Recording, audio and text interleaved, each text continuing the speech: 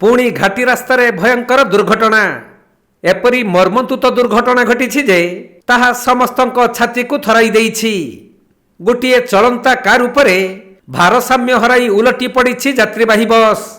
तेणु कारटी बस तले चापी होई भांगीरुजी खंड खंड होई जिबा सह कार चालकंक मृत्यु, 4 जण गुरुतर और 10 रु ऊर्ध्व आहत होइछंती। मयूरभंज जिला 49 नंबर जातीय राजपथर द्वारशुणी घाटी रे घटिछि एहिपरि मर्मन्तुत सड़क दुर्घटना। उभय बस और कार विषयपटु बांग्रीपुसी आड़क आसुथबा बेले द्वारशुणी घाटी रे घटिथिला भयंकर दुर्घटना।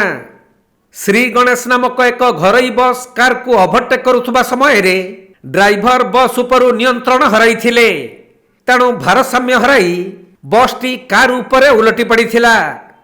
फलरे उभय बस और कार रे थिबा 4 जण गुरुतर होइथिबा बेले 10 रु ऊर्ध्व आहत होई मेडिकल रे चिकित्साधीन अछंती।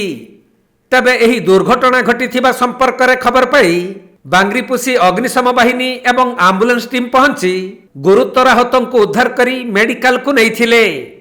सेपटे पुलिस पहुंची क्रेन साहाय्य रे कार उपरे उलटी पड़िथिबा बसटी को उठाइछंती।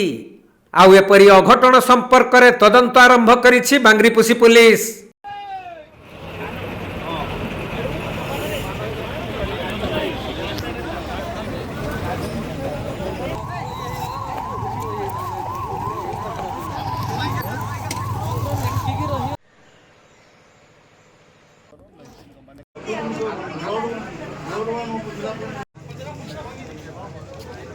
मयूरभंज जिला सारसकणारू तपन कुमार दंडपाटंक रिपोर्ट, कोणार्क लाइव।